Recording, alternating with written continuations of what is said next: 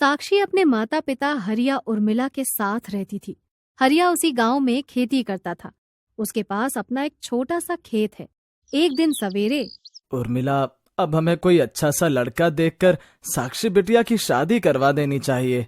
जी सही कहा आपने। वैसे भी साक्षी बिटिया की उम्र अब शादी के लायक हो चुकी है। माँ, मैं शादी नहीं करूंगी। मैं हमेशा आप दोनों के पास ही रहूंगी। बिटिया, ऐसा नहीं होता।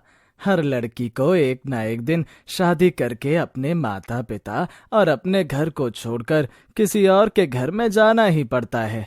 पर क्यों पिताजी? मैं आपके साथ तो खुश हूं ना।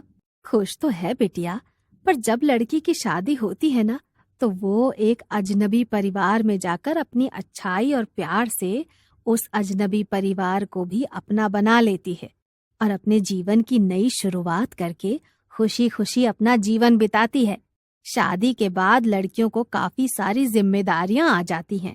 शादी से पहले लड़की बेटी होती है, शादी के बाद किसी की पत्नी, किसी की बहू, किसी की भाभी, किसी की जेठानी और जब बच्चे होते हैं तो माँ बन जाती है। ये सफर बड़ा प्यारा होता है बिटिया, और इसी को जिंदगी कहते हैं।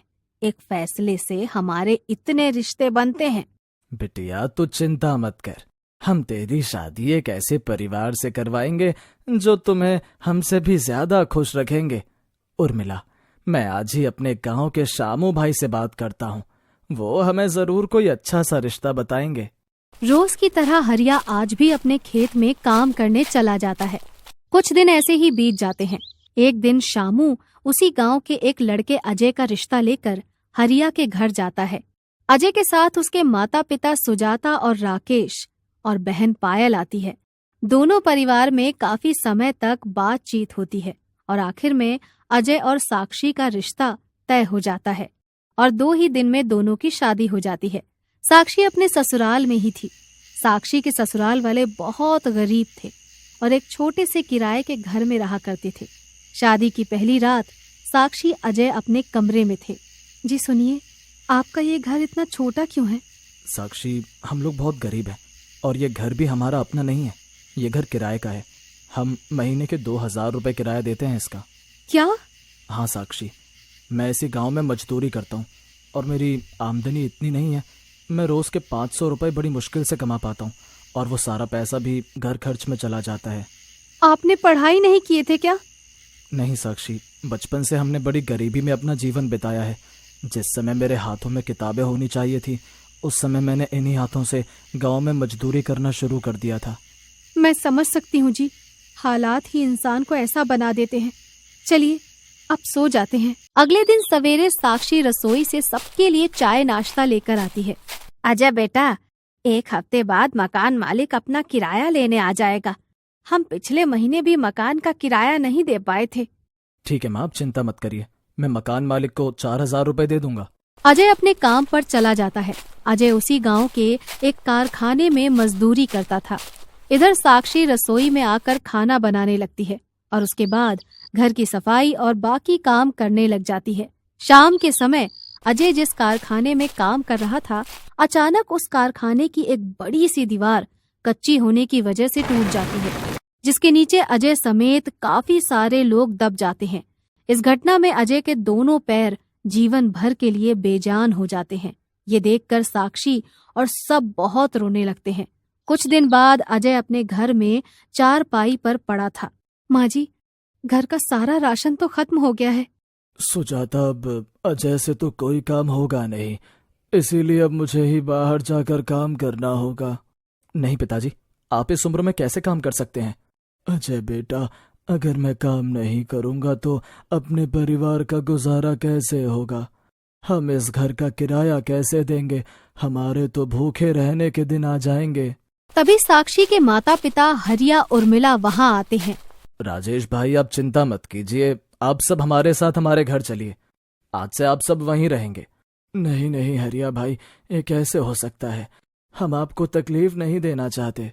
अरे भाई साहब, इसमें तकलीफ कैसी? परेशानी मुसीबत में तो अपने ही काम आते हैं ना।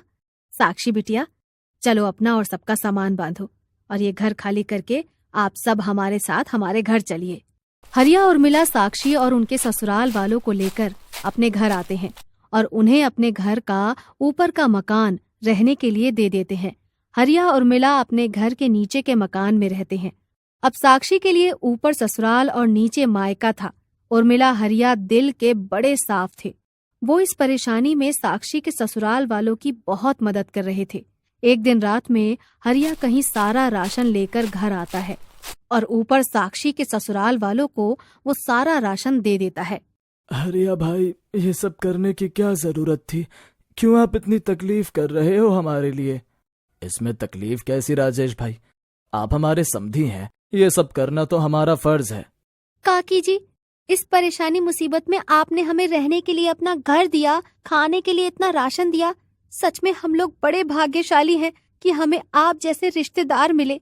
अरे बेटिया, आप सब हमारे अपने हो और हम अपने अपनों को परेशानी में कैसे देख सकते हैं। चलिए, आप सब आराम से खाना बनाइए और आराम से यहाँ रहिए। ये घर अब आपका ही है। माँ, पिताजी, आपका बहुत बहुत धन्यवाद कि आपने हमारे लिए इतना कुछ किया। उर्मिला हरिया नीचे अपने कमरे में चले जाते हैं। तभी साक्षी उसी कमरे में एक गैस पर खाना बनाती है और सब खाना खाकर एक ही कमरे में सो जाते हैं। इसी तरह कई दिनों तक चलता रहता है। साक्षी के ससुराल वालों का गुजारा हरिया अपनी कमाई से ही करने लगता है। एक दिन सवेरे, माँ जी, पिताजी हमारी वजह से कितने परेशान हो रहे हैं। अब हम में से किसी को बाहर जाकर काम करके पैसे कमाने होंगे। साक्षी बहू, तू कहना क्या चाहती है? हम खुद होकर तेरे माता पिता को परेशान कर रहे हैं। वो तो खुद ही हमारे लिए ये सब कर रहे हैं। माँ जी, मेरा मतलब वो नहीं था। बस बहू, जा खाने की व्यवस्था कर। थोड़े समय बाद अचानक उर्मिला की तबीयत बहुत खराब हो जाती है।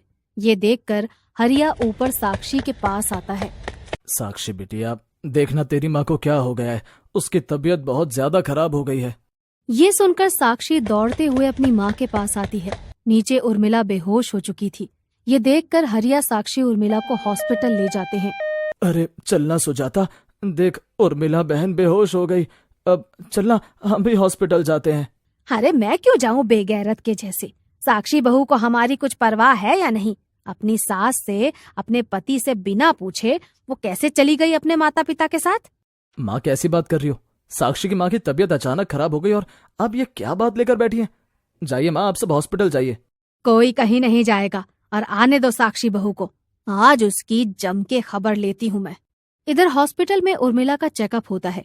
थोड़े समय बाद डॉक्टर बाहर आते हैं। डॉक्टर साहब, क्या हुआ मेरी पत्नी को? हरिया भाई, आपकी पत्नी उर्मिला बहन को हार्ट अटैक आया है। वो तो अच्छा हुआ कि आप सही समय पर इन्हें हॉस्पिटल ले आए, वरना अगर थोड़ी भी देर हो जाती तो उर्मिला बहन की जान चली जाती। रात का समय, तभी हरिया साक्षी उर्मिला को घर ले आते हैं और हरिया सबको सारी बात बताता है। माँ जी, ससुर जी, माँ की इतनी तबीयत खराब हो गई है और आप में से कोई भी माँ को देखने हॉस्पिटल नहीं आया। अच्छा, ये देखो, उल्टा चोर कोतवाल को डांटे। एक तो तू हमारे घर की बहू होकर हमें बिना बताए घर से चली गई और अब हम पर आरोप लगा रही है कि हम तेरी माँ को देखने नहीं आए। तूने हमें बुलाया था क्या? फिर हम क्यों आते? माँ जी, ये कोई खुशी की बात नहीं थी। मेरी माँ को हार्ट अटैक आया था और सब गड़बड़ में मुझे आपको बताने का मौका नहीं मिला। अरे मर गई थी क्या तेरी माँ, जो तू टेंशन में थी? एक बात कान खोल कर सुन ले साक्षी बहू, तू हमारे घर की बहू है। ऐसी बदतमीजी मैं बर्दाश्त नहीं करूंगी। ये सुनकर राकेश सुजाता को एक जोरदार चांटा मारता है। पागल हो गई है क्या सुजाता? एक तो गलती कर रही है, ऊपर से शेर हो रही है। तूने देखा नहीं साक्षी बहू के ससुराल वालों ने हमारे लिए कितना कुछ किया है। अगर ये हमारी मदद ना करते तो आज हम सब रास्ते पर बैठकर भीख मांग रहे होते। इनका एहसान मानने के बजाय तू साक्षी बहू को बातें सुना रही है, वो भी ऐसी परेशानी में जहां उर्मिला बहन की इतनी तबीयत खराब हो गई। हरिया भाई, उर्मिला बहन, मैं सुजाता की ओर से आपसे माफी मांगता हूँ। माँ, साक्षी के माता पिता ने हमें रहने के लिए अपना घर दिया, खाने को खाना दिया, उतने पर आप साक्षी को इतना कुछ कह रही हैं? तभी सब मिलकर सुजाता को खूब खरी खोटी सुनाते हैं। नहीं नहीं, आप सब सुजाता बहन को कुछ मत कहिए। उन्होंने साक्षी को कुछ गलत नहीं कहा, बल्कि उन्होंने जो कहा वो बिल्कुल सही है। साक्षी बिटिया उनकी बहू है और इस नाते साक्षी बिटिया को सुजाता बहन से इजाजत लेनी जरूरी थी। गलती तेरी है साक्षी, इसीलिए अभी अपनी सास से माफी मांगो। और आगे से अपनी सास से बिना पूछे कोई काम मत करना, फिर चाहे वो कितना भी जरूरी क्यों ना हो। सुजाता बहन, साक्षी बिटिया की तरफ से मैं आपसे माफी मांगती हूँ। ये सुनकर सुजाता की आंखों में आंसू आ जाते हैं। नहीं नहीं बहन, आप माफी मत मांगिए, बल्कि माफी तो मुझे मांगनी चाहिए। आप सबने हमारे लिए इतना कुछ किया और फिर भी मैंने साक्षी बहू को इतना कुछ सुना दिया। साक्षी बहू, मुझे माफ कर दे बेटा। तभी सब एक दूसरे को माफ कर देते हैं। उसके बाद हरिया साक्षी के ससुराल वालों को अपना वो घर हमेशा के लिए दे देता है और उसी गांव में एक छोटा सा घर खरीदकर अपनी पत्नी उर्मिला के साथ वहां रहने लगता है। और इधर साक्षी पायल उसी गांव में एक जगह काम करके पैसा कमाने लगते हैं और अपने परिवार का पालन पोषण करने लगते हैं।